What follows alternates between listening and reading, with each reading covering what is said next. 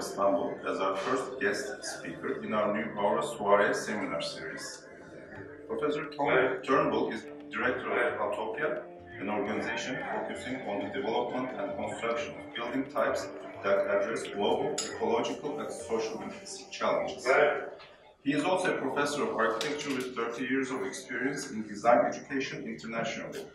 Over the years, he has taught at institutions like Yale, Columbia, Cornell universities. He has been a professor of architecture at Cooper Union in New York since 2006. Mr. Turnbull, we are honored to have you with us. Thank you very much. Thank you. For coming. Thank you. Thank you. Well, it's lovely to see you all. And I'm having a lovely time in Istanbul. I've been here once before, but the time I came before was for a conference on green building organised by Turkish Green Building Council, and it was in a hotel, and we stayed in the hotel. Which was not exactly the right thing to do, and this has been much more interesting, more engaging, and also more fun for a start. And so, and also a fantastic opportunity to meet new people. But I wouldn't be here if it were not for my friends and former students. Jantu, here, who is a group here, and Ali Jura, who just invited me to talk with his students at catharsis, and did that earlier today. And on Thursday, there's an exhibition of my work with my non-profit, but I'm also curating and collaborating with an artist at The Circle on Thursday night, 6 o'clock, and then a symposium at Istanbul Technical University on Friday from 4:30 until sometime, who knows. So it's a busy week, but this is a great honour to be here, and a pleasure.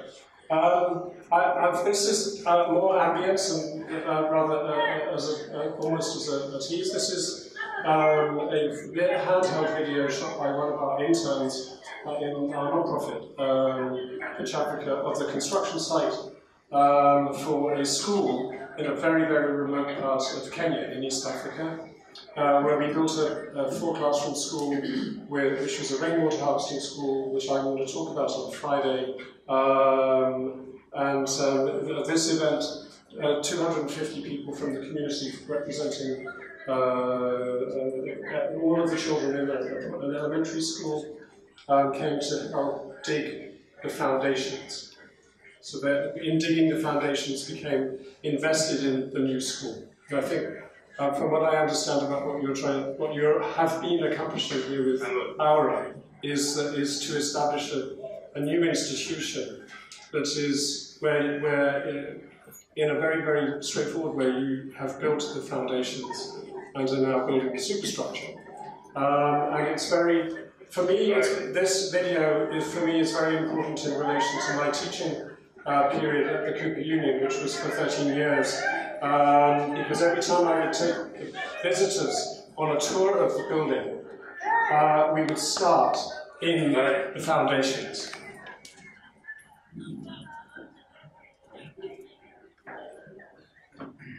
Of the foundation building, which is the place where the architecture school is located in New York City, at the intersection of the East Village and West Village.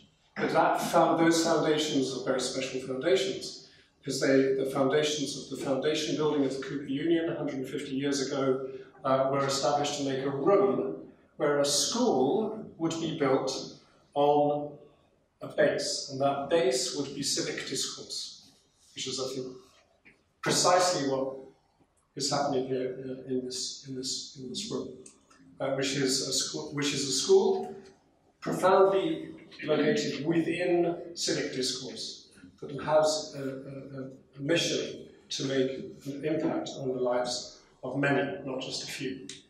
Does that seem fair? So I think that I absolutely believe that is an essential part of our goal as educators and practitioners is to do precisely those things. So I'm not going to talk about the work in Africa today. But what I would like to do is, I understand that there's a selection here of students, teachers, and alumni from AURA. And so some of you are rather more experienced than I am. And so I will be humble, but what I will also try to do is just to talk. I would like to use this evening, and I said this when I was invited to speak this evening, that I'd like to use it as an opportunity to just, it's a soiree, it's to talk about things, ideas, thoughts in a more informal way, because it's very, very, very precisely an evening with conversation rather than a lecture. I'm not going to tell you anything. And I wouldn't, anyway, because I really don't like that. Power relationships in the classroom, I have an allergy to authoritative teaching techniques. I like to establish a classroom as a safe place in which an ecosystem of ideas can grow that doesn't have a leader. And the leadership is distributed, which is something else like my sense, I hope I'm right, but my sense is that model of distributive knowledge is something that you all believe in too. And so I thought what I would do to start with is, I'm going to end where I had wanted to begin, but that's something that happens with me often, which is that I say I'm going to do something, and then on the way to the place, think about it being slightly different, and also because I've spoken once already today, just in order to keep myself entertained, I want to say some things which are different in a different order. But I'm going to end with an idea about where architecture is found, I need to remind myself where you find architecture. As you can tell, I'm a little bit tired, but I will tell you where you find architecture. Or rather, architecture may be discovered while fishing for iron mountains in a desert. That's my final thought, and I will get there somehow. This evening, after much deliberation with Shantu here, we called the evening every time we say goodbye. And the reason for that, I should tell you, is that we were chatting online, and I was listening to Ella Fitzgerald, singing a Cole Porter song, which is every time we say goodbye. And it's about a certain kind of sadness, a certain kind of melancholy, but also a very, I think, rather careful sense of a relationship with memory, and I'm very interested in memory, and as I get older, instead of losing mine, I'm finding I have more memories, and so I'm interested in how to hold on to those, but also how to revisit them sometimes. And I stopped teaching, not forever, but just for a year and a half, it's going to be 2 years by the time I finish. I stopped teaching at the Cooper Union a year and a half ago, and I decided that I would do something, which is that I would go for a walk every day. And every day I would try and see something, and every day I would write about it, regardless of what I thought, where I was, what I was doing. I would write something. Now sometimes those thoughts in one word, sometimes two, more likely 200, but I do it every single day, and I've been doing it every day for a year and a half, absolutely, strictly. And I want to share some of that with you towards the end. I'm going to start with some stories. I like to write stories. I'm a very poor storyteller, but I write stories, and I like stories a lot. And so I will start with a few stories, if I may.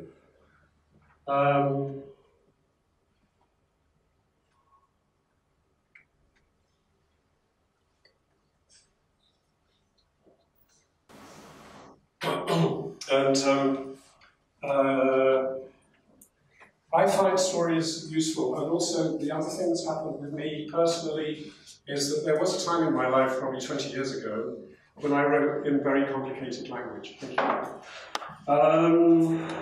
And used fancy words.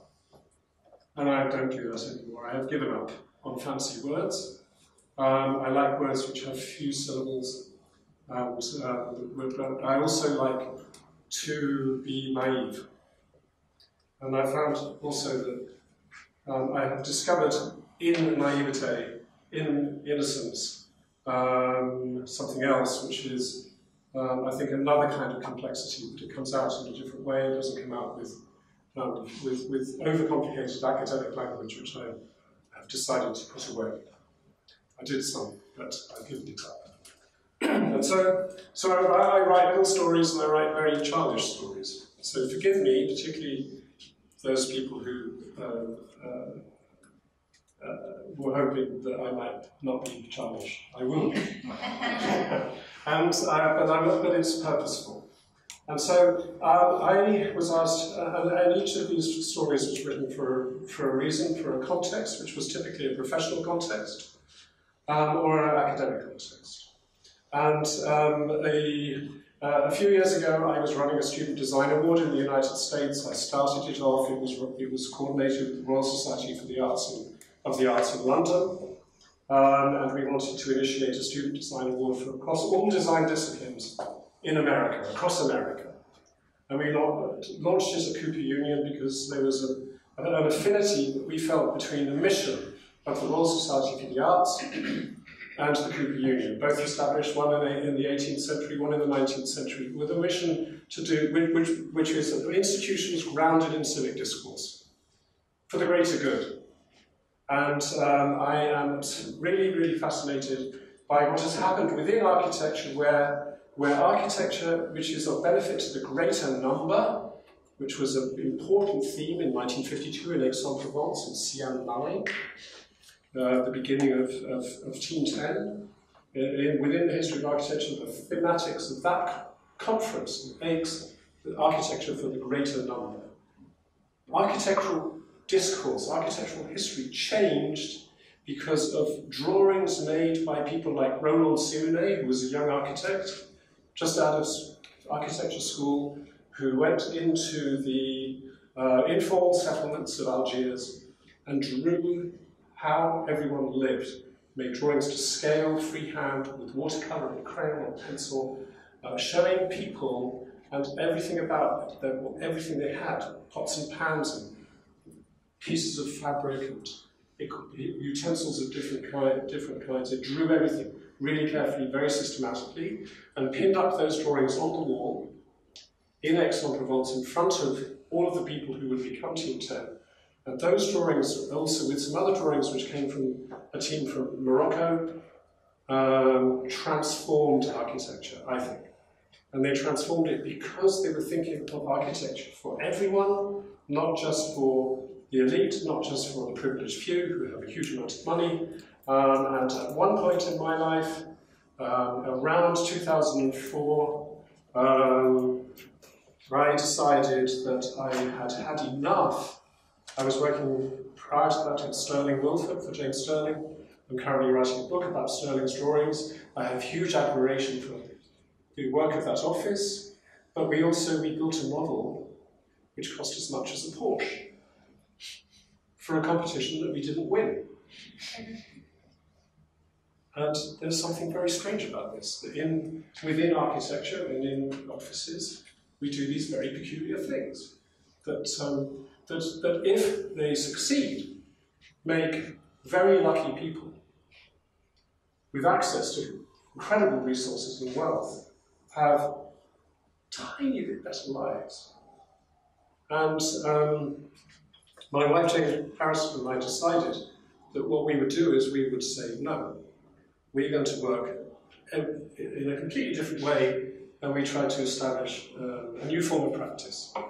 And we set up two separate strands of practice, one which was not-for-profit, tax-exempt, registered in the United States as a tax-exempt organization, not in the non-profit area, which would allow us to get grants in order to do research, where we could say that our client was no longer a person or a body of any kind that was constituted among people of privilege, but was instead an issue.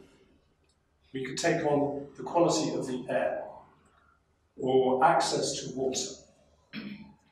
And we could say that, so our clients changed from groups of people to issues. Now, that doesn't mean, as you all know, it doesn't mean that you don't need money, and you don't need funding, and you don't need resources, but it seemed important to us that the point of view mattered. The entry point into the discussion mattered. And so we set up these two strands. Now, the for-profit side and the not-for-profit side, the intelligence from one side can migrate to the other. And that's also important. It's not exclusive, and there isn't anything kind of excessively worthy about this either. It is simply to do with, we would like to address issues. So I set up this design award with the same spirit, which is that the Royal Society of the Arts and the Cooper Union had those values at their core. And they were structured around discourse, discussion, debate, exchange of people who disagreed with each other, accepting disagreement, accepting dissent, but building something which wasn't consensus-based, but still allowed people to collaborate and to move forwards. And there was a prize was going to be given for a designer who had done extraordinary work in the field of design thinking, which was sponsored by the family of Bill Moggridge, who had been running the design department at the Cooper Hewitt Museum in New York, who was a great design thinker. And so I was compelled to make a speech to his family to thank them for their gift.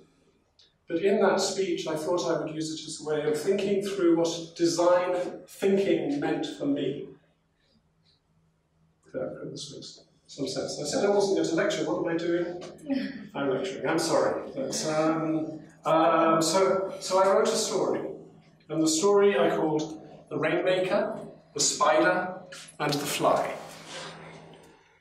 3 modalities of thinking, 3 characters, and I made a drawing, very crude drawing.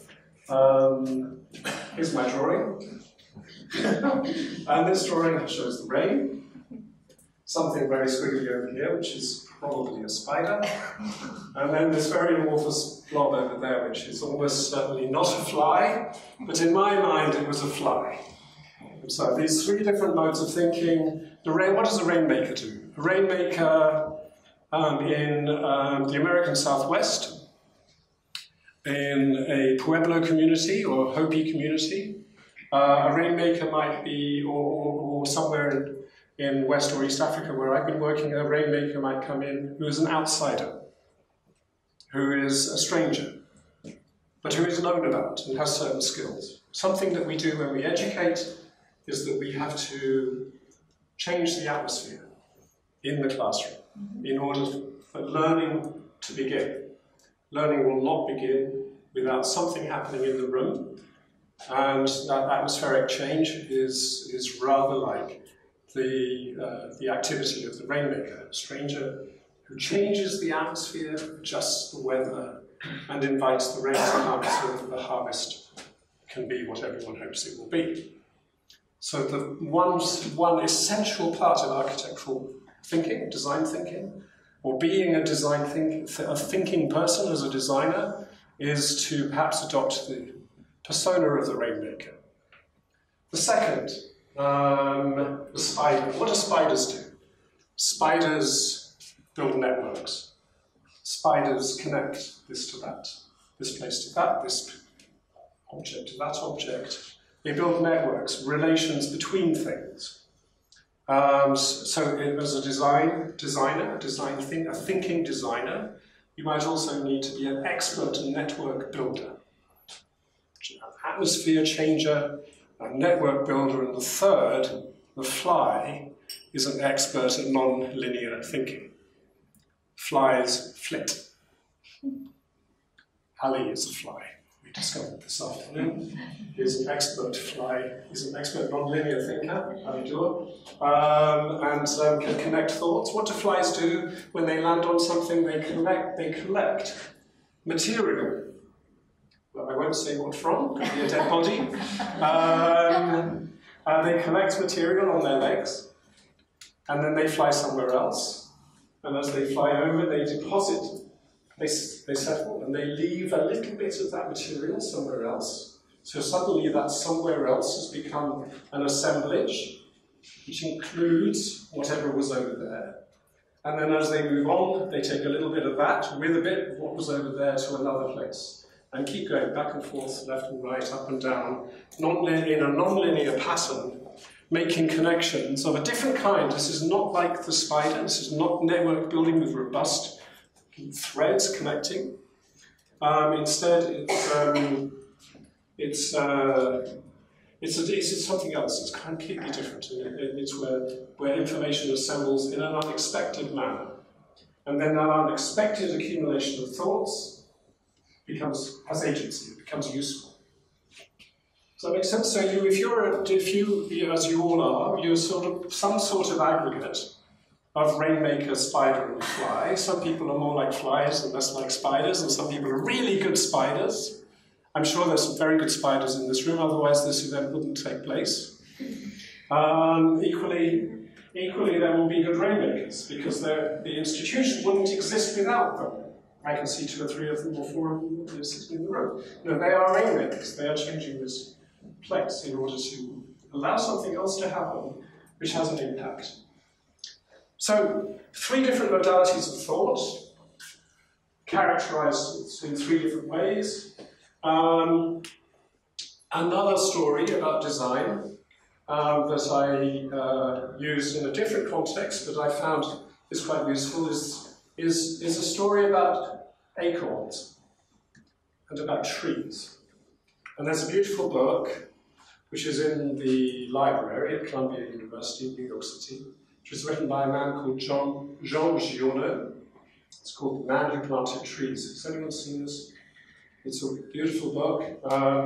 After today, I thought that I would leave reading lists and other things after when I go, because I think that it would be kind of interesting to continue the conversation. But The Man Who Planted Trees, again, it's a lovely story. It's slightly naive, but it's rather beautiful, and it makes a point. It makes a point about action, what each of us can do.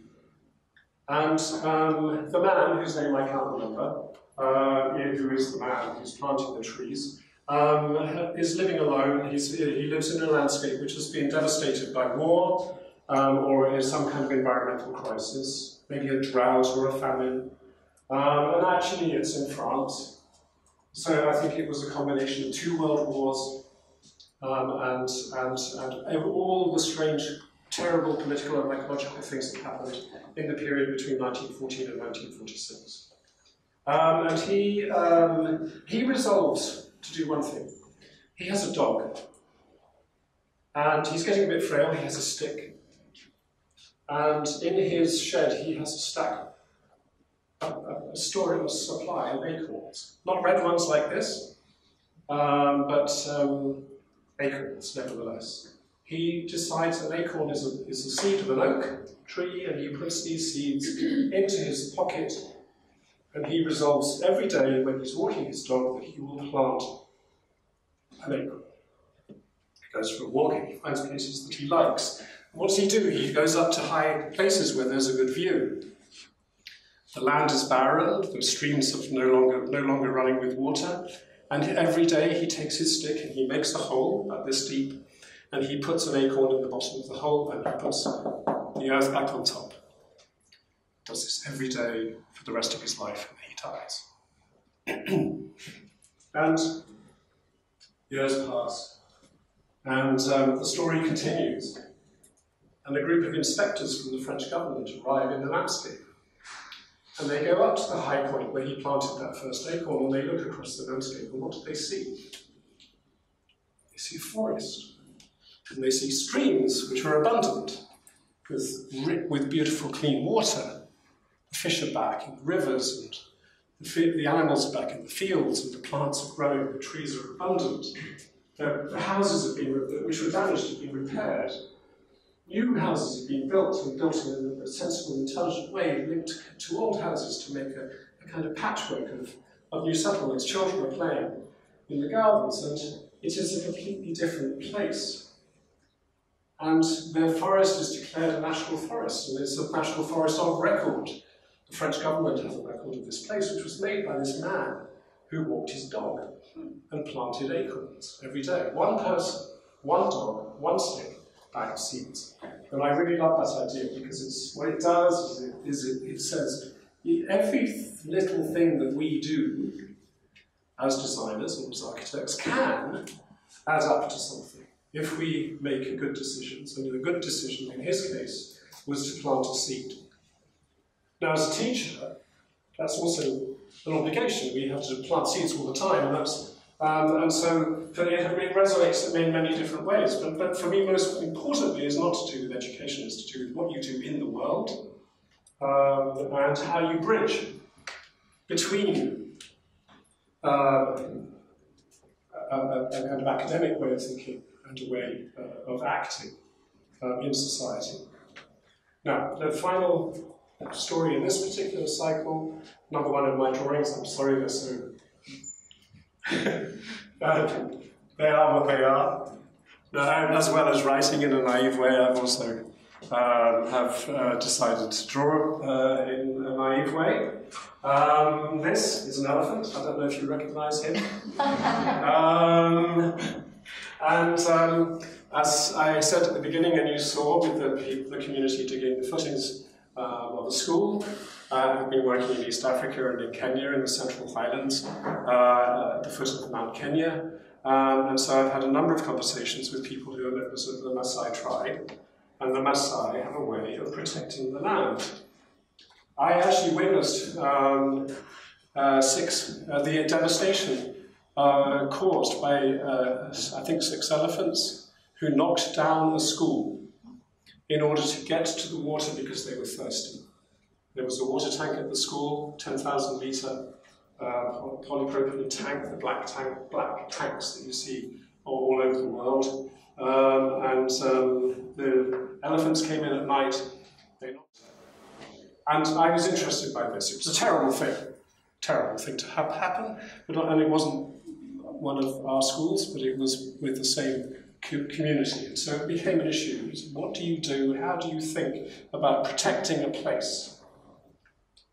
Again, let's relate that to the institution here, is that what do you do, what measures do you take in order to protect what is being grown in a place? And what the Maasai do in order to protect themselves, their crops, their resources against this large creature, is that they plant thorns. Now, the thorns are not a deterrent. What's so interesting about the story that I love when I'm talking to people about this issue and how you protect the water is that the thorn, it doesn't do the job. You'd think it might, and it would for humans, not for elephants. What works for elephants are little seed pods, which are the houses of stinging ants. Because the ants like to live in the thorn bush. The ants are the agent that protects the territory from the elephant. Because the elephants do not like ants one bit. So this teeny tiny little thing, this little really small creature, if they're, not even if there are enough of them, just if there are a few. Can you imagine, you're an elephant, and you've got ants climbing up you, and so you don't go there. And elephants also have very sensitive feet, but they really don't like stinging ants. So this for me is an allegory about protecting a place of any kind in which an activity happens which is essential to survival. That is that you may need to enlist the help of very small creatures.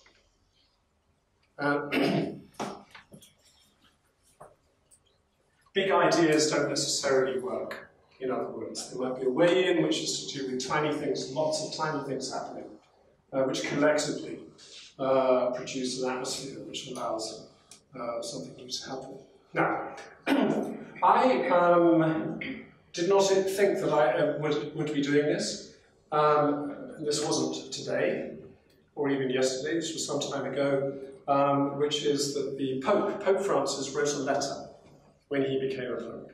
I do not normally, just to declare myself, would not normally go to the Pope's encyclical letter as my first port of call in order to understand something about architecture. But in this case it was different. And at the Cooper Union we hosted a conference. I helped organise it with the Poetry Society of America, the Natural Resource Defence Council and the Cooper Union. We organised an evening event in the Great Hall, in the room that Abraham Lincoln had given his anti-slavery speech, the room in which the NAACP had been founded, the room in which the fire regulations of New York City's Lower East Side had been rewritten, the room in which women's suffrage had been debated, and the room in which every democratic hopeful and every democratic president had spoken to the people of New York, in which Barack Obama, as a senator from Illinois, had spoken to Wall Street and said, if I become president, you better watch out. We need to introduce new regulations to handle these strange things that are happening with the market. And when he became president, he met them again in the same room, because it was the room where another senator from Illinois, Abraham Lincoln, had given a speech against slavery that had transformed American society, in that room in New York City. We wanted to hold an event in that room, which we called Our Common Home, in honour of the letter from Pope Francis, but where poets, writers, artists, musicians, architects, and scientists would discuss the safety and security of the planet, our common home, in the context of that letter. But what Pope Francis does in the letter is that he takes the absolutely contemporary current ecological crisis, which he identifies as being a social, following the logic of Felix Guattari's three ecologies. The Pope follows Guattari's logic of having a social ecology, mental ecologies, ways of thinking, and environmental ecologies, all related to each other. And he takes the narrative back to the beginning of time, before the writing of the Old Testament, before the writing of the other significant religious texts of every religion in the world. And he says at the beginning, the ancient stories, these ancient stories, there are many ancient stories, bear witness to a conviction that we today share, that everything is interconnected, and that genuine care for our own lives and our relationships with nature is inseparable from fraternity, justice, and faithfulness to others. And I think what he did in that phrase, in that paragraph, short paragraph, was to establish a bond between the mental way we think, the social way we interact with each other, and the environmental in a very important way that coming from somebody with that stature was meaningful. I think I might skip this, except just as a note. I'm very interested in romantic poetry, as I imagine will be clear, and I'm also British, as you probably realise. And English romanticism fascinates me, but English romanticism is also, in a sense, anticipates environmentalism. And there's somebody whose writing I love, Timothy Morton, who makes a direct connection between English romantic poetry and environmentalism. It was Wordsworth who wrote about the atmosphere, the weather, the relationship between people, places, and events, atmospheric events. But William Blake, this great romantic, wrote in a poem called Auguries of Innocence, in 1803, this lovely sentence, that we should seek to see the world in a grain of sand, heaven in a wild flower, and to hold infinity in the palm of your hand, and eternity in an hour, to collapse the relationship between big things and little things, and to see in the small moment, in the activities that I've been going on about these little things that have huge effects, because they apply to so many in so many places, that the effects multiply, but also in his terms, that what happens in the small place, in the microcosm, is echoed in the macrocosm, and vice versa. Now, as I say, I'm using this event as a way for myself, actually, not entirely selflessly, is in order to put together some thoughts that I've had in a different order, and to try them out on you to see if they work. And so I was also asked to chair an event a couple of years ago on the future of design, which was held in New York City. I decided that I would ask 6 questions of everybody who was coming to talk. But those 6 questions would be not clear exactly about what they were, but they would be clear enough that they would allow space for everybody to take their own position in relation to them. But my first was concerned with a story, which is a famous story which has been written many times, and it's about a golden egg. This is a golden egg. I know it doesn't look like a golden egg. Trust me, it's gold. It looks like silver. I know it looks like silver, but it's because it's a grayscale flyer. It was gold once, but it's become a little bit tarnished. But I discovered when I went through this afternoon that I can't tell the story of the golden egg, which is a cautionary tale, without telling the story that goes with it, for which I have no picture, so you'll have to imagine what that might be.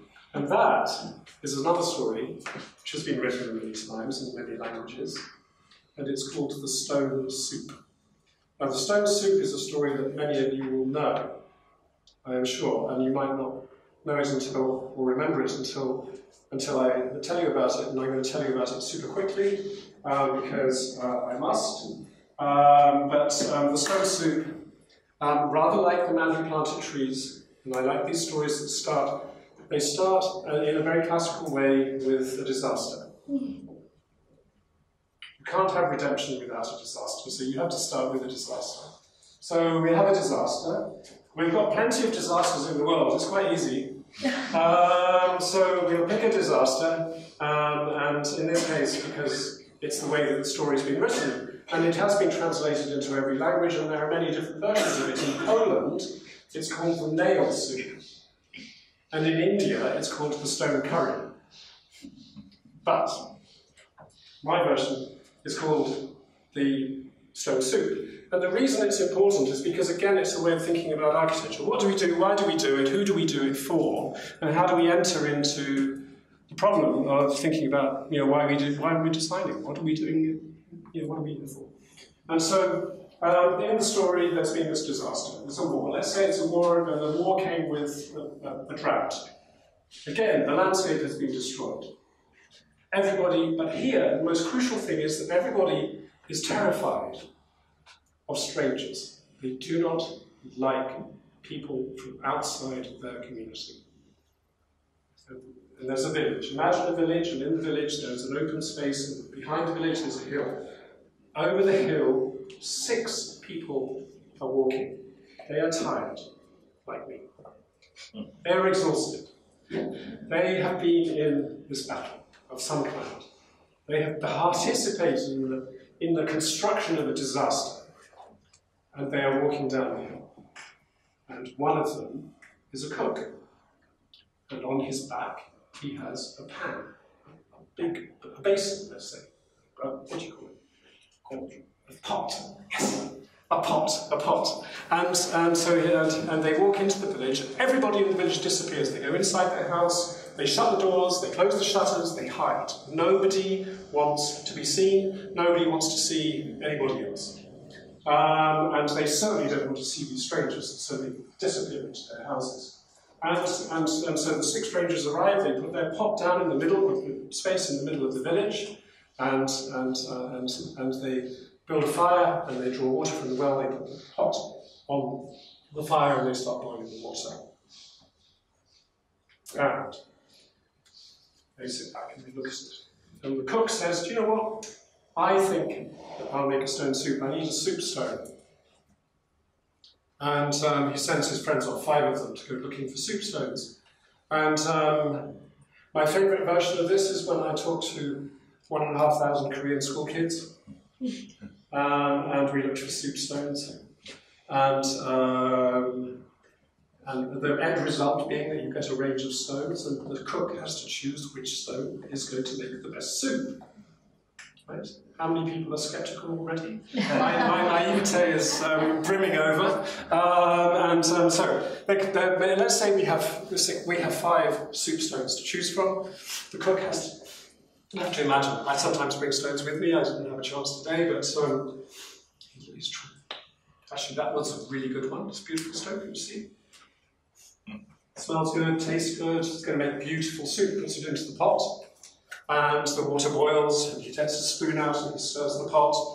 And then what happens is really important, which is that always the smallest, youngest, most vulnerable person in the village is also the bravest. And they are the first person who opens the door, looks out, and then goes out through the door, walks across to the cook, and says, "What are you cooking?" And the cook says, "A stone soup." And this child, little boy, little girl, doesn't really matter, they're small. And they say, and the cook says, "Do you know what would make it better?" An onion. And the child says, "Oh, I got an onion. Oh, and actually, no, my grandmother's got an onion. I'm going to go back and get an onion." Goes out to get the onion, brings the onion, they peels the onion, they put the onion in the pot, stirring the pot. Somebody else gets to be brave enough and they come out and they say, "What are you cooking?" And the cook says, "A stone soup." And he says, "Do you know what? It would be really much better if we had some carrot." And that person goes back and gets some carrots, and they bring the carrots. And you can tell what's going to happen. I mean, you could go on forever, couldn't you? I mean, it's just like, because the point is that it can go on forever because it has to include everybody in the community. Every single person in that village will contribute something to the pot. And the last ingredient, which is the one where I get into trouble, but not here, I don't think, is coriander. So if I'm talking about this in America, it's cilantro, and I was in Valencia last week, and it was cilantro, and I don't know what it is here. It's kishnish. It's kishnish. Kishnish. Okay, good. So I did get into trouble. There we are. So anyway, that is ripped up and put a sprinkle on the top of the soup. There's always enough for everybody. The village comes out, they put up tables, they organize the tables, everybody has food. The fear of strangers has disappeared. Everybody is together talking to each other, which they haven't done since before this disaster, which we don't know about, but we think we do. And at the end of the story, the oldest person in the community comes up to the cook and says, "What's the recipe?" And of course there isn't one, because everybody contributed something. And so that soup is an assemblage of everything that belongs to that community, given by people in that community. And it includes the contributions of people who disagree with each other, who've never spoken to each other, who have had family feuds that have gone on for generations. They contributed to the pot. And so the pot itself is a model of design activity. But the most important question for architecture is the stone, because the stone is useless. It has no purpose whatsoever except as the completely neutral, inert, formless thing that makes it possible for the soup to happen. And so the architectural problem then is not the design of the pot, or the construction of the discourse, or the environmental issue related to the gathering of firewood or anything like that, or even the social questions related to the kind of fear of strangers. Is to do with the stone. What is the stone? How is it made? And how does it work? And in its neutrality, does it have something about it that is very special because it does not immediately associate it with anything and anybody? Now, inevitably, if you imagine that there's an object about this size, about the same size as an egg, which can do all of these wonderful things, and everybody's smiling and saying, oh yes, that's all very happy and nice. And really, it'd be fantastic. We design things which are like soup spoons. There's all this wonderful assembling of people and ideas happens. Everybody gathers, everybody agrees with each other. No, of course not. And the purpose of this tale is that it's crucial that the possibility that everything falls apart is also maintained. And so typically, I will also tell the story of the golden egg. And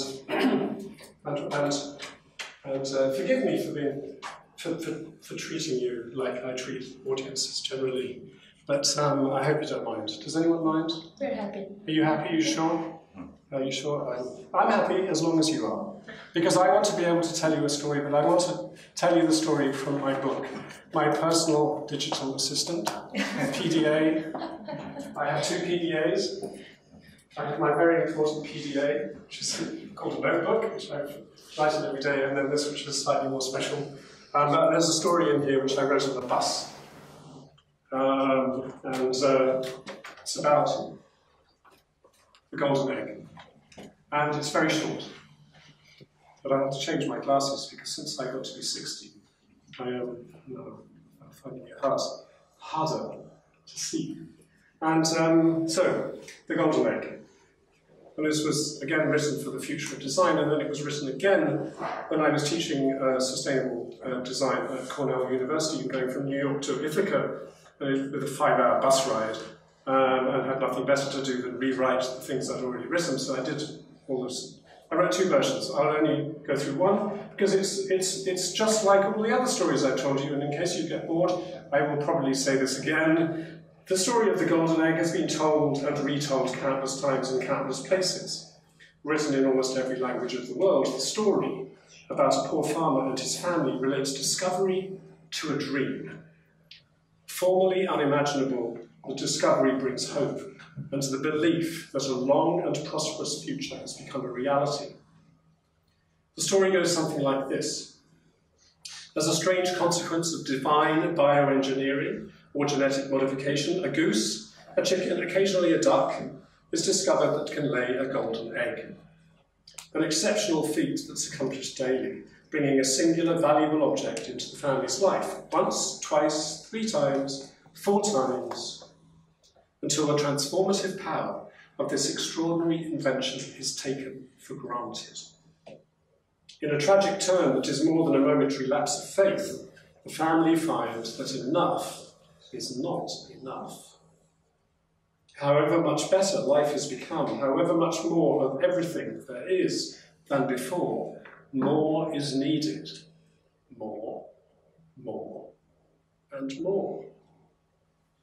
A conspiracy is hatched, a consequence of greed, that most basic human impulse to result, as I believe you know, is so ghastly that it's better left unspoken.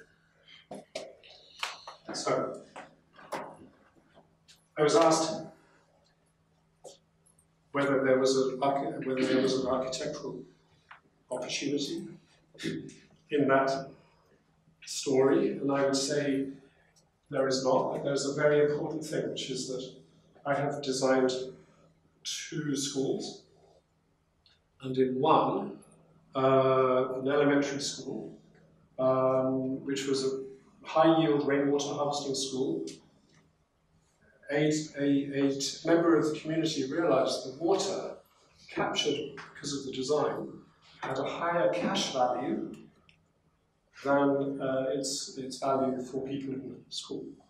And so what was happening was that the water was being pumped out every weekend and taken and sold. And so, which was, in a way, was a very interesting cautionary tale, precisely because the gift is never a gift. And for those, if any of you have read Georges Bataille on the gift, he wrote extensively about the problem of the gift, and a gift is never a gift. There's always something that's a thorny issue of exchange in any gift, and that's something I think that is important to remember. However good our intentions are, the gift comes with problems. So this was a model. This is a model that we built of a soup stone. So this is an intermediate stage in the development of the water bank projects that I'm here in Istanbul to put on an exhibition about. In 2007 we did a series of things which led to getting a grant. That grant led to the production of a lot of research documents, and then the grant period ended with a model of a rainwater harvesting street soccer stadium, which would work like an artificial watershed, which would hold 1 million litres of water in tanks underneath the playing surface, and have areas which would be suitable for schools, workshops, clinics, and other things under the wings, under the stand. And so I questioned for design, and I've switched out the slides for this one because I've also used Indian step wells as a kind of a memorable instance of where architecture and geography and topography and construction are used in order to manage and hold water, where water has become water access for the entire world has become an issue. It's not just one that's in undeveloped areas or in deserts. It's actually an issue for everybody all over the planet, having access to clean drinking water. And in the areas that I work in, there are 420 million people still on the continent who do not have access to drinkable water. So that was a major question for design. Now back to good intentions. This is a gun, the Gatling Gun. This was designed by a doctor. It was designed in order to bring war to an end. And in a way, for me, this was trying to find an image which made that question that's posed by the relationship between the stone soup and the golden egg, the ethical dilemmas that come with design, as provocative as possible. The Gatling gun, which allowed bullets to be fired more frequently and faster than any gun before, in the belief being that having witnessed this doctor during the American Civil War, witnessed so many people dying, as a doctor in the battlefield, he couldn't bear the idea that war would continue, and he felt the most effective way to stop war would be to make it more efficient. Kill everybody at once. Kill everybody at once. Well, and kill a smaller number of people quickly. Yeah. And it was a terrible idea. And that idea has become a standard weapon now in every military force on the planet. But it was invented by a doctor, and his belief was radically different. And so it is that the image and the narrative insist that it's important to think about consequences as well as think about actions. This is Gaia, the goddess. Who is Gaia? Anybody? Gaia. Is anybody good at Greek mythology? Really? It's like the god of the earth. Goddess of the earth, the Mother Earth. Yes. And so, and Gaia is looked after by people, but she's also tormented. And Gaia as an embodiment in Greek mythology of the earth. She is also buried up to here. This is from a vase, and she does not have legs. Her legs are underground. She's growing out of the ground. She is the Mother Earth. And these characters are tormenting her. We are tormenting the earth. And so, again, we have to work out, where are we in this? And also notice that both of these tormentors are male, which is something else that we might need to think about. This goes with another question to do with poison and how we poison the planet. But also for me personally, having done work building what I thought were resilient structures in difficult situations in parts of the world without roads, without water supply, with poor gender relations, poor nutrition, no access to education. That we were somehow released from the dilemmas that might come with thinking about the agency of big companies who make poisons. But no, I went to, and I'll go into this in a little bit, but I went to a conference in Nairobi shortly after finishing a secondary school building, and the conference was organised by science journalists.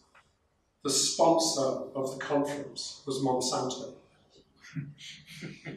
It's an environmental conference sponsored by Monsanto.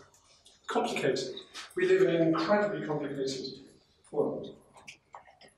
And the final image was of these 6 questions to the people in the panel was one about a provocation about dynamic equilibrium and the interrelationship of forces and of power relations and how they're described and how they're negotiated. And I used kickboxing as a kind of master signifier in relation to a play of disequilibrium or close of just off-balance maneuvers. How am I doing for time? Really? Lara? 7:15. 7:15. How long are you doing? 1 hour. 1 hour. So you must be. I'm reaching the point where I can sense people dropping off. Is that true? Anyone drifting away? Not quite. Almost. So am I okay? Okay. No one is snoring. Nobody's snoring yet. Okay, when I spot somebody snoring, I'll stop. I am, let's say, becoming increasingly interested in tactical naivete, in being in a form of apparent innocence. And I think I talked about Tim Morton, just briefly, Timothy Morton, and he, as well as writing a review of a dark metal band called Wolves in the Throne Room, and the essay is called At the Edge of the Smoking Pool of Death, which is about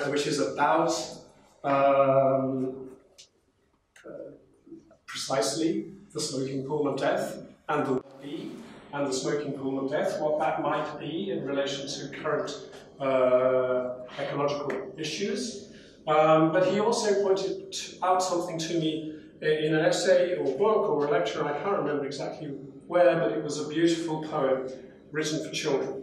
And it was written by Mary Ann Hoberman, and it's called A House is a House for Me. It was published in 2007. Mary Ann Hoberman is a wonderful writer. She is also the mother of Chuck Hoberman, who is an extraordinary inventor. And I imagine the Hoberman household is quite wonderful thing sometimes when everyone gets together. But she wrote a poem which is about not just the provocation that I introduced with William Blake, which is that there may be some relationship between small things and big things, between microcosm and the macrocosm, or that there might be actions that take place like the behavior of the ant in relation to the elephant. But there are all of these relationships might also be nested within other relationships. And Mary Ann Hoberman's poem goes like this, or part of it anyway, I've taken some of this.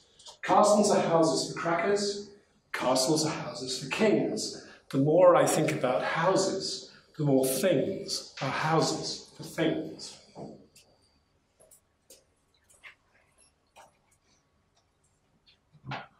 A mirror is a house for reflections. And my favourite, a throat is a house for a hum. Think about it. So where does the sound start? And then it comes out, but it actually involves, a hum involves your whole body, but also everything around it, but the throat is the house for a hum. It's a beautiful idea. A book is a house for a story. A rose is a house for a smell. My head is a house for a secret. A secret I never will tell. The flowers at home in a garden, the donkeys at home in a stall. Every creature that's known has a house of its own, and the earth is a house for us all.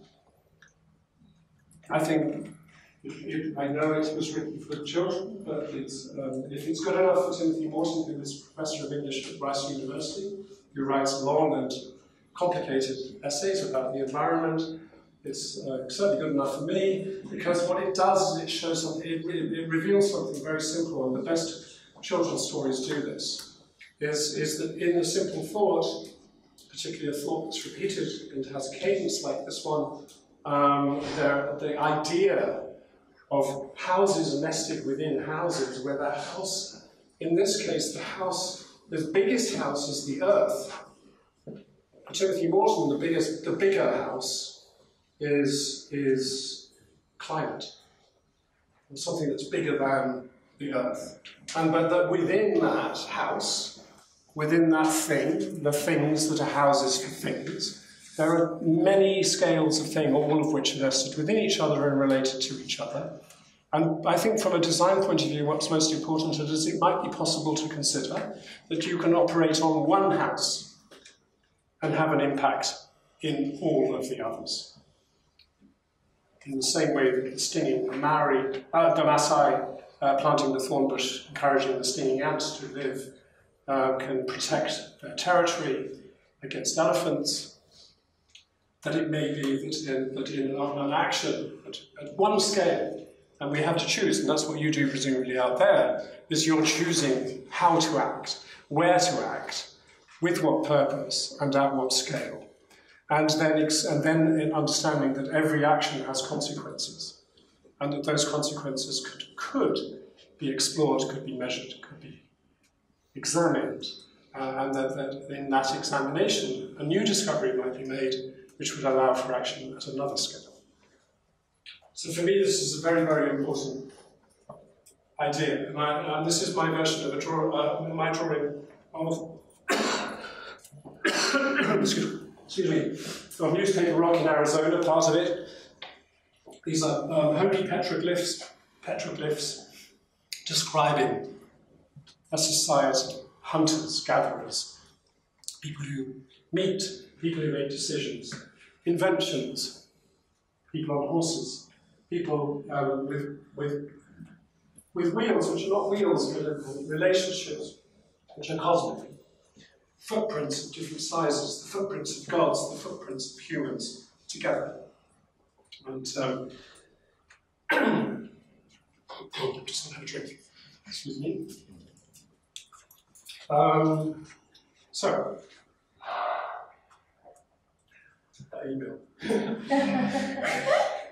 Do anybody remember when America Online started?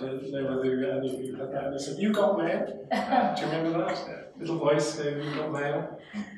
The whoosh. Was that a text message or was it an email? I don't know. Anyway, it was something. But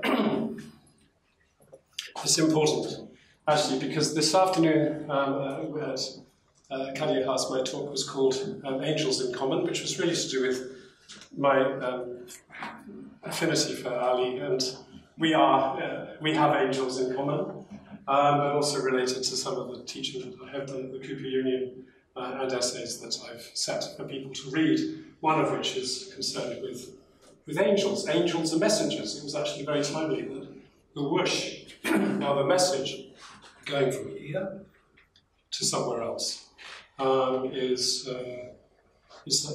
something we have naturalized. It wasn't natural in the early 90s, and we've very, very quickly become used to very, very rapid communication. When I'm working with young people in East Africa, I started my Facebook habit because it was possible to communicate with people on site using Messenger, which is a low bandwidth communications tool, in a more effective way than it was using any other platform. And that every person, even in a very poor community, had access on Sunday afternoon to a smartphone or a computer, even if it was only one. and that there was no water, regular piped water supply, incredible poverty, astonishing beauty, which often comes with incredible poverty, and extraordinarily difficult lives, but bandwidth. And there was bandwidth because Safaricom or other telecommunications company had put in terrestrial communication systems of one kind or another, and so there was accessibility, and everywhere in this world, in the same way that you can buy Pepsi Cola anywhere, refrigerated in the Himalayas, in a remote place. Why? Who knows? But you can. In the same way, everywhere, I have been in the world, has bandwidth of some kind, some accessibility, even when there's no water. And so I started using Messenger to do site supervision, because you can also exchange image files. You can mark up images and say, could you change this, or can we look at that tomorrow? And it became very important. So those sounds that we've naturalized actually have other purposes, not just, I'm late, I'm going to be, this guy from England is talking too long, I'm going to be late for dinner, type of text message, but rather, or whatever it is it could be, why don't we build a school for 38,000 euros in an area where there's no school? Same thing, same technology, same techniques. So, if you're, I can stop here, or I could go on for a little bit. Is it okay? Are you sure? Positive? Really? Okay, just a little bit. I did want to tell you a little bit about what I've been doing for the last year and a half, which is that I've been walking and travelling, and I have been between the United States and Europe and Scandinavia frequently for all sorts of reasons, personal and professional. But everywhere I have been, I've been writing, and I've been taking photographs. And I can't take you through the whole year and a half, because that would be unbelievably tedious. But it's accumulating, and when I started, and it's like lots of things, and I'm sure this is true for all of us, is that sometimes you start things without really knowing why, and then you do them for a few days, and you think, shall I continue? And if you decide to continue, and then you just keep on doing it, there is the project, which was never imagined as a project, starts to have a shape. And so I started posting on Facebook because I had used Facebook as a tool to build a building, not because I had any particular interest in social media, but it was really useful. I also didn't have any particular issues one way or another with whether it was a good idea or a bad idea to give my data away, personal data away. I just decided that the practical issue of communicating with people in a remote area in an effective way, without having to go through layers of authority, talk directly to the 19-year-old person who was going to pour a piece of concrete, who's only done it once before. Speak to them directly on a Sunday after church as they were sitting with their friend in a village in a remote area of the world with no roads. And say, I'm thinking, could you do this? Could you move it across a little bit? And it worked. And it was when Jane and I started this work in 2007, well, really a little bit earlier, let's say 2007, she went to see a professor of ethics, bioethics at Princeton University, Peter Singer, and asked him a question about how we might think about funding our project. This is something you've never had to think about, right? No, we're very much on the same trail. Yes, so you say, well, what do we do? Who do we accept money from? It's a really interesting challenge. It's a big issue. It's a big issue. It's a huge issue. It's like, well, it's a big issue. and there are lots and lots of issues like it. But let's focus on that one, which is that. And she went to talk to him, and she said, how do you think?" We spoke to two people. "How do you think we should think about this? Setting up a new non-profit, looking for funding to do projects related to access to water." She spoke to him, and we both spoke to a friend of ours called Adam Ashforth, who's an Africanist scholar who writes books about witchcraft and democracy and all sorts of other interesting things, and asked him the same question. And Adam's answer was, well, in relation to ethical questions of that kind, you will have to make decisions that you would typically regret. And you will have to find out where your level is, where the threshold is, where you will not go somewhere. Because for everybody that's different, and for every issue it's different. So Jane asked Peter Singer the same question, and he said that he does this very crude, he did a very crude calculation. He said, if it were me, I would willingly accept money from the Department of Defense. Okay. But I will not accept money from Pepsi-Cola. And that was very interesting. Well, actually, we have no chance of either. But the point is, it made a decision very vivid, which was that for him, the benefit of having a highly structured, organised group of people involved with delivering water to complicated situations, also known as battlefields, was more benign, oddly, than the activities of Pepsi-Cola. And if you look, and actually he was right. We won't go to either, because our line is nowhere near his provocation. But if you think about what Pepsi-Cola or Coca-Cola or whoever is doing to the water supply of the world, and what happens, what the logic of simply washing bottles to supply a carbonated soft drink to the whole planet means for the water supply of the world, then he was absolutely dead on target, which is that this is the corrosive activities of large companies like Pepsi in Kerala, in India, their bottle washing plant destroyed an aquifer. Simply washing bottles, that doesn't do anything else, just cleaning. And so there's some very, very interesting dilemmas. And one of the things I wanted to do in my time of walking was for the first time in my life to actually have a year and a bit where I had the freedom to think. Because it is what's the dilemma that we all face in practice.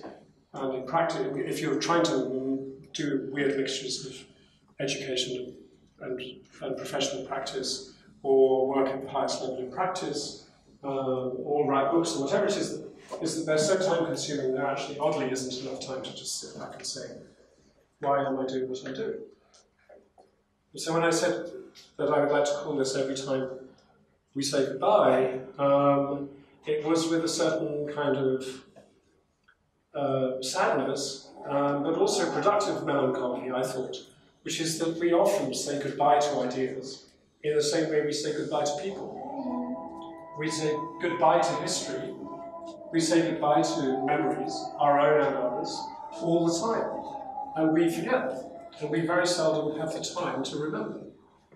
And the luxury of having a year to remember, and the provocation, which was self-imposed, which was to write every day, was that I was compelled to remember.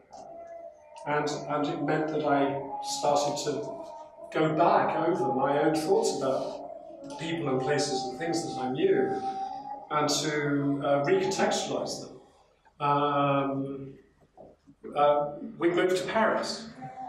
I got a reader's pass for the National Library, so I could sit in the Salle La Brousse, which is one of the most beautiful reading rooms in the world, but more importantly, they have the art history archive at the back of the room. And I was able to go back through that archive and find out where there were holes. Why would there be holes in Paris in an archive about art history or architectural history? Well, it was very simple, I discovered in the end, which was that there were student riots in May '68, which some of you will know about and others won't. But and those riots led to a situation where architectural education and many forms of education changed. The Ministry of Culture in France changed the way that education, higher education, was organised. And they took the École des Beaux-Arts, where architects had been trained before, their École des Beaux-Arts system, and broke it up into smaller pieces. And different professors went off and started different schools in different areas of Paris and all over France. And they took their books with them, and they split the libraries. And so what happens is that the National Collection has sort of gaps in it. And I became fascinated by gaps, because the gaps revealed something about the values that people place on work. If it was a highly valued piece of work by an established and well-regarded architect, it would be remembered. If it was a beautiful piece of work, astonishing, wonderful piece of work, but by an architect who was not recognized in between 1968 and 1972, or not recognized enough, or had been displaced because of power struggles within the academy, the work vanished. It didn't vanish entirely, of course, because it can't, but it sort of disappeared underground. And so I decided that I would explore those fissures, lacunae, gaps, in the way, not in knowledge, but in the way that knowledge was organised, and the way that it was organised according to models of history that were being rewritten all the time, over and over again, where the characters who were the key witnesses of change within society at any moment their names would be changed. It's not malicious, but it's certainly complicated, and it means that there are extraordinary architects whose work I love, and actually, this is where it's important, that I loved when I was a student. So when I was 18 years old, when I was sitting in the library of the University of Bath as a first-year student or second-year student, and I was reading the magazines that I liked to read. At the time, it was Architectural Design, AD, because AD was British and it was cool, but also Byggekunst from Norway, which was edited previously by Christian Norbeck Schultz, and AMT, Architecture et Technique, from Paris, or Architecture d'aujourd'hui, which in the period of the 1960s through the 70s was very, very vital. And also Byggekunst, threat. Anyway, doesn't matter. I'll get there.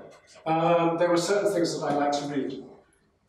And I remembered buildings in France that I'd seen when I was a student, published in magazines which were French, where the volume for the year that they were built in had disappeared from the collection. So I made my project for a few months was to go and explore every hole in the collection, which was not a real hole because it was in my memory. It had just slipped out of the collective memory. And so I went and I found a wonderful work by an architect called Jacques Cadis, which is extraordinary. And then more recently, I've been going back over old issues of Byggekunst from Norway, because like some people here are not quite my generation, but close, but would have read Norbeck Schultz on Genius Loci, for instance. And so the idea of phenomenological space and the axis mundi, all sorts of wonderful things which he introduced into architecture and wrote about extensively. And and showed people in other parts of Europe what was going on in Scandinavia. And I have actually have a number of former students from Cuba who now teach in Oslo. And I've been visiting them a lot. And the deal I have with them is that they pay my airfare from Paris. They put me up somewhere, it doesn't matter where, Airbnb, somebody's sofa. And I will give a lecture and a workshop or something. But I always want to have one day to go and see something which was published in Biggerkunst in the 40s and 50s and 60s and 70s. As an active recuperation of old memories of my own, but also to present them again to a different generation. Because I think there's, and I just, 2 weeks ago I was in Oslo. And what I'd like to do is to show you just a tiny piece of my journey. Is that okay? Just really quick. And end with the thought about iron mountains and deserts, and then I'll wrap it up. Yeah. Okay, so on the way, what I've done also is I've become very fascinated by other forms of recuperation of this kind. And I love images to poetry, Ezra Pound, but also particularly, but Ezra Pound's interest in poetry of Sappho. And so I do my own versions of that every now and again when I can't think of anything else to do. If I have no words in my head at all on a particular day, but where there's an image and a thought that I want to communicate, probably the most laconic was this one. And I don't know if any of you know about the papyri that were discovered in Oxyrhynchus in Egypt, which included fragments of Sappho's poetry that had never been seen before. And some of these fragments were like this big, with one word on them, or maybe 2 or 3, sometimes 4. But all of the fragments many of the fragments have been collected, analysed, and translated and published.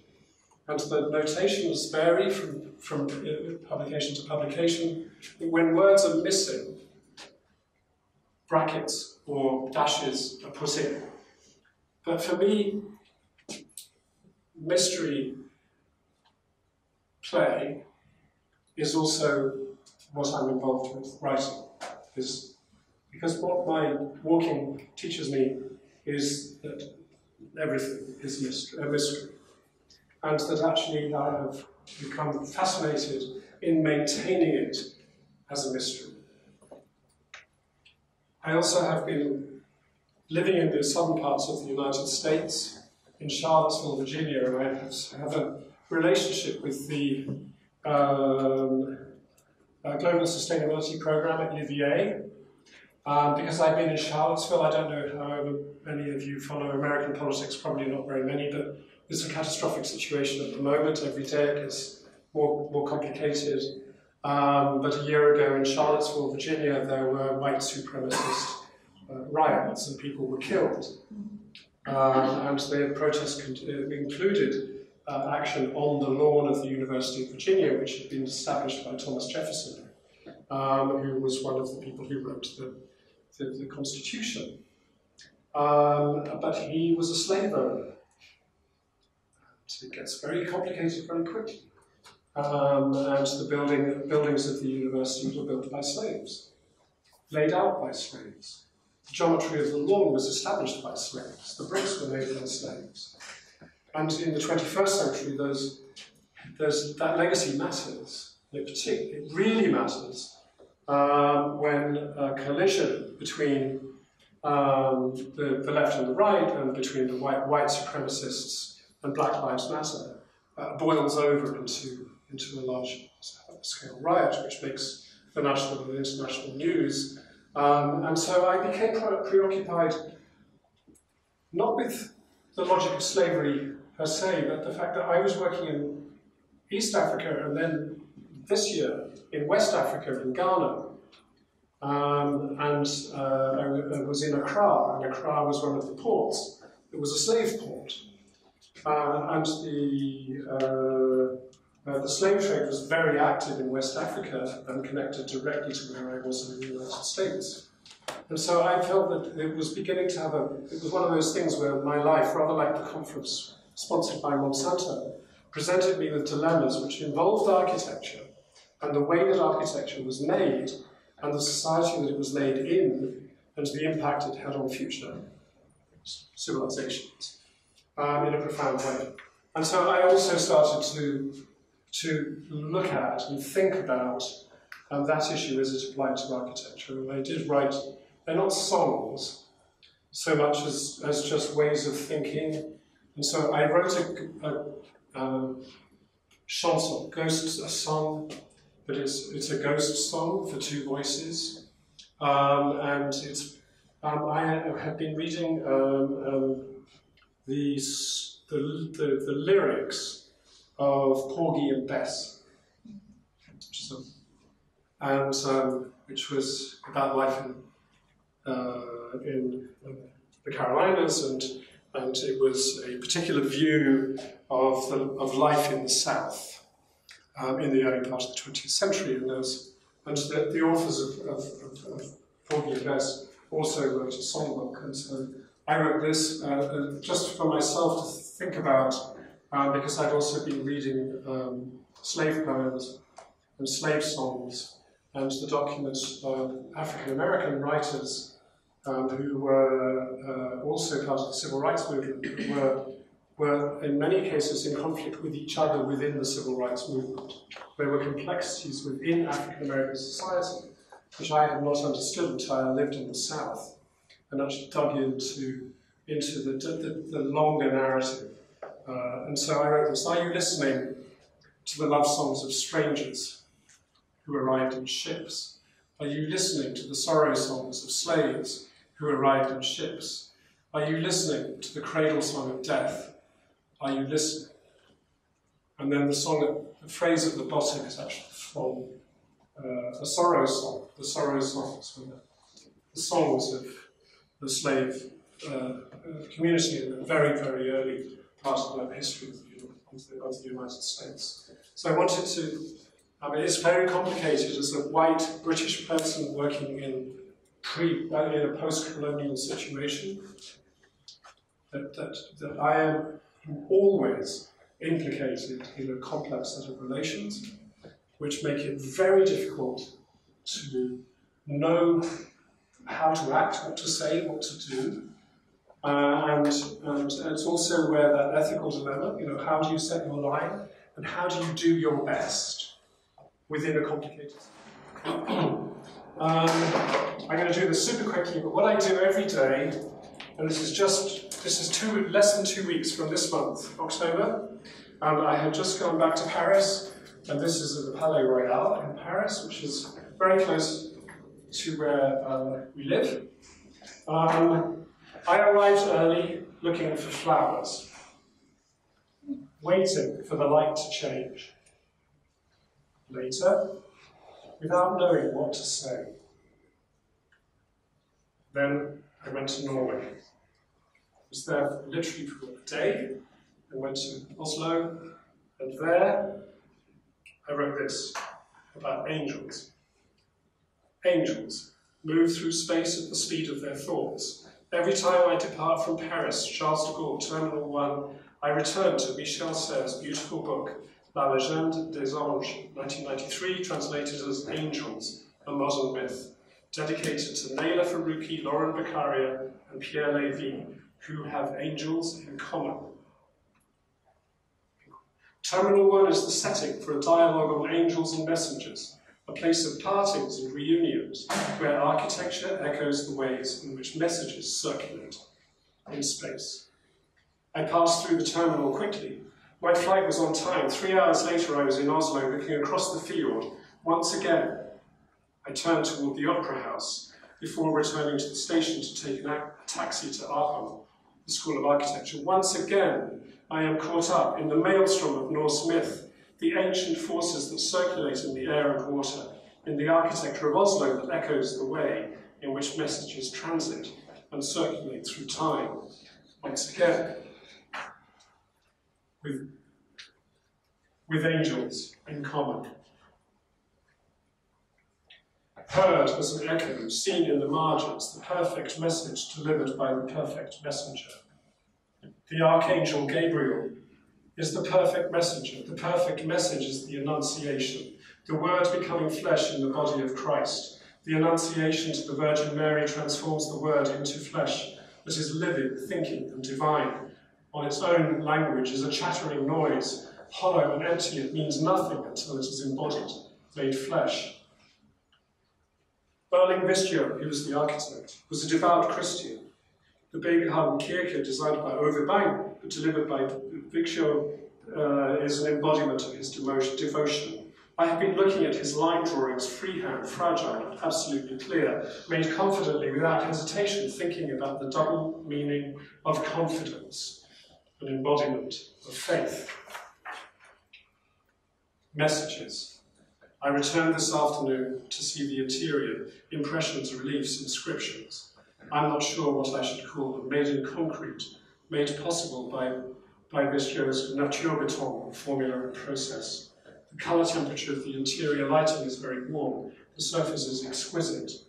The construction of this place of contemplation and worship took nearly 20 years from conception to completion, a journey of self-realisation, with the architect working in collaboration with the artists Kai Fjeld and Carl Nesjar. Waterbanks defined the composition of the building, winning the commission in 1940. He died in 1942. Norway was occupied by the Nazis. The architect was interned in the Polizeihaftlager Glini, which is a police prison camp. After the war, economic hardship made construction impossible. The architect had become an assistant to Bang, took responsibility for the projects that remained incomplete or delayed. The office changed identity 3 times with different partners until it became his studio. There's a photograph that has become prominent in my mind. He is working in a field overlooking a field of mountains covered with trees, washing concrete samples with different mixes of stone, sand and cement, revealing the surface of the aggregate with a hose and a brush. He is absorbed by the work. His mind and body have been transformed by hardship, by long periods of conflict, distress and incarceration. He appears indifferent to his surroundings, to the passage of time, focused on the flow of water, washing away the fine particles of the concrete mix, delicately, with a deep understanding of his material. As the shutter closes, he smiles. Waiting.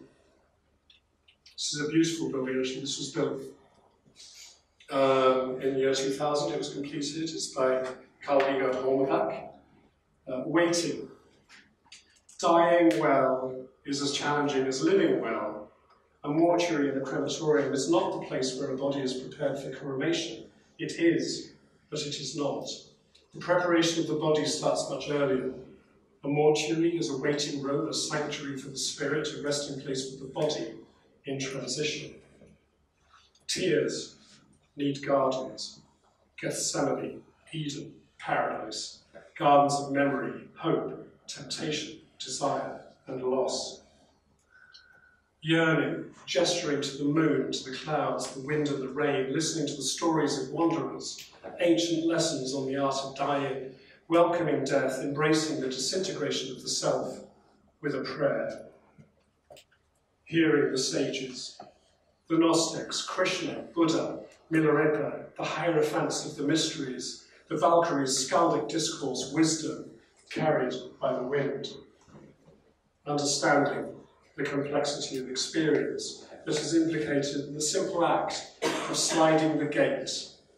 Understanding the relationships of centre lines, vertically and horizontally, as they change within the building, but also with each movement of a hand, an arm, a leg, a torso, an eye, confronting death, accepting loss in retrospect.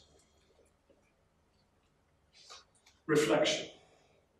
I remember seeing photographs and drawings of the Haslam's crematorium in the mid-70s. This is part of that period when I was looking at Biegerkunst. I wouldn't look at them.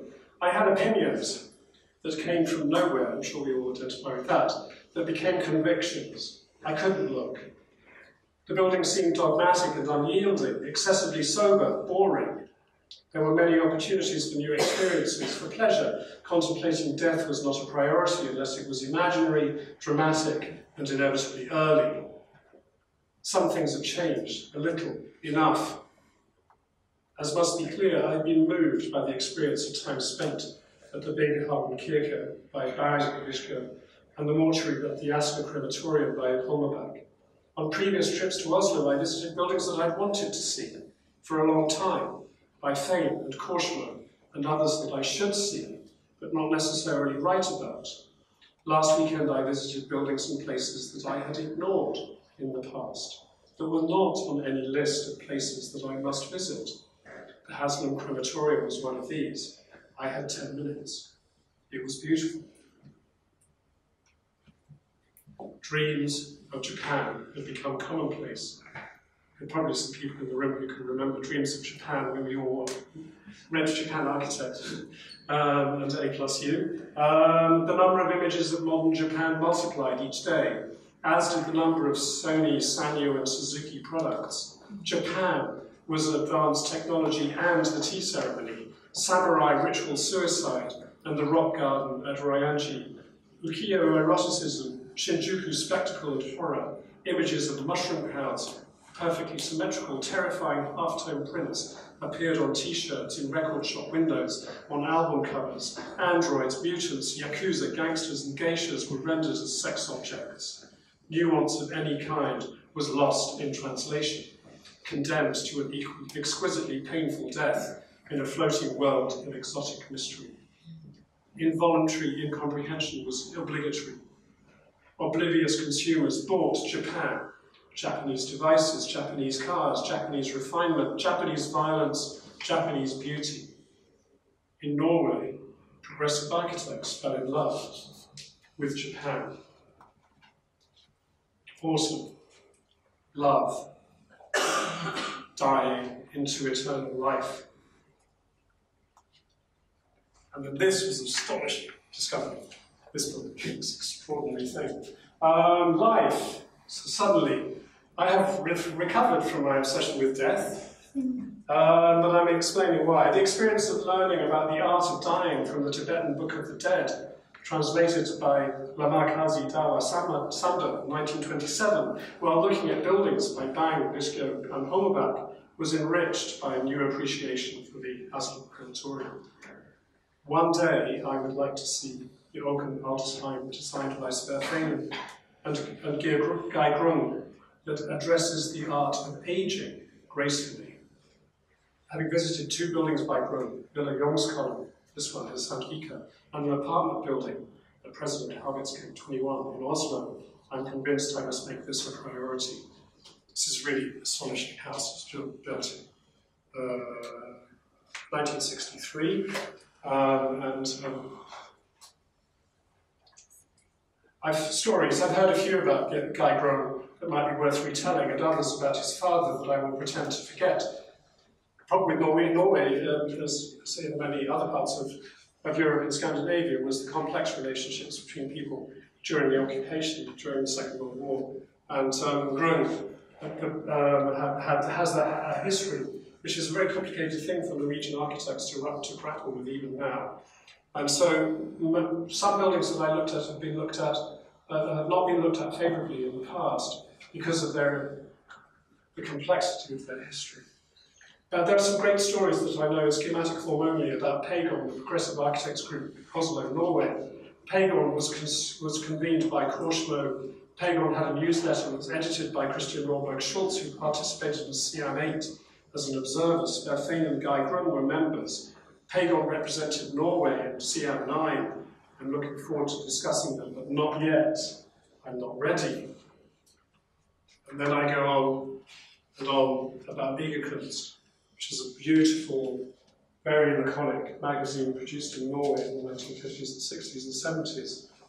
And I found a copy, number 6-7, published in 1952. In it had a series of photographs taken by the architect of this house. And there was something that was happening in the relationship between North Africa, Europe and Scandinavia, which I find really fascinating, that happened between 1952 and the mid-1960s. And Guy Grove's photographs are tantalizing. A camel train crossing the Sahara, a small boy on a donkey in a desert city, his name is Mohammed, new traditional buildings in the desert, the Temple of Agrigento in Sicily, courtyards and fishing towns on Ibiza, Solaria in Madrid, Mohammed, the desert city and the temple were placed on the right-hand side of a double-page spread, seen in juxtaposition with the very strange view of the roof of the Ulysses d'Habitation in Marseille, and a sketch by Grove of the building in the Gullimin oasis in the Sahara. The careful juxtaposition of images made by this architect is wonderfully suggested. The proposition can be inferred from another juxtaposition, a profoundly ambiguous photograph. And I can't speak the Norwegian, but his provocation in his essay, which is a photographic essay with a few words, is that architecture will be discovered while fishing for iron mountains in the desert. Thank you.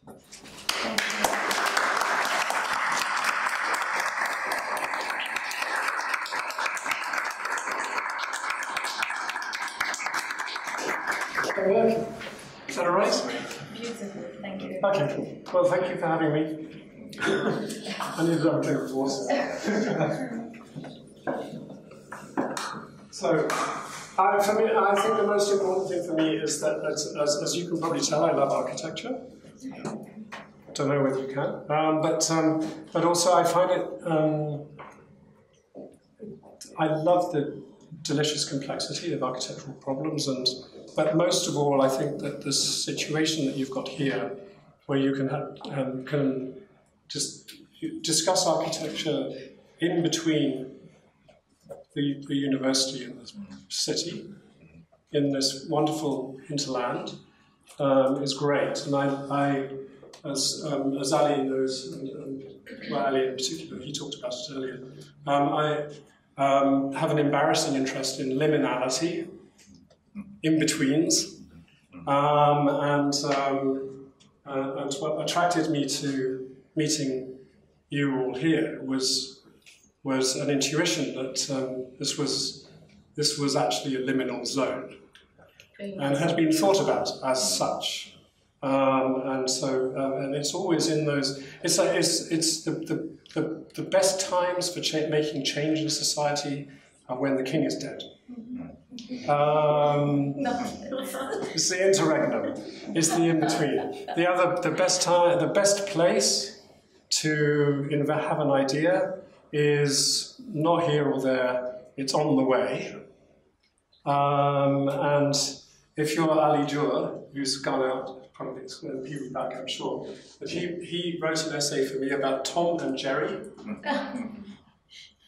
Once upon a time at the Cooper Union, because Jerry, the mouse, lives in a wall. And Tom, the cat, and I know in Istanbul you have deep affection for cats, and that there's a film which I've got to see tomorrow, which is about 7 cats. But the mouse has been a guardian of liminality for millennia, because a mouse can compress, rather like bats actually, they can compress their body into a very flat shape, and so can go through and into places that other creatures can't get. And that's the most important thing about liminal spaces, is that you have to construct them in such a way where you can get in, but you can't be followed. And then you can get out when you're ready. That's my thought for today. Let's be like a mouse. Well, okay, thank you. Thank you very much. Thank you so much.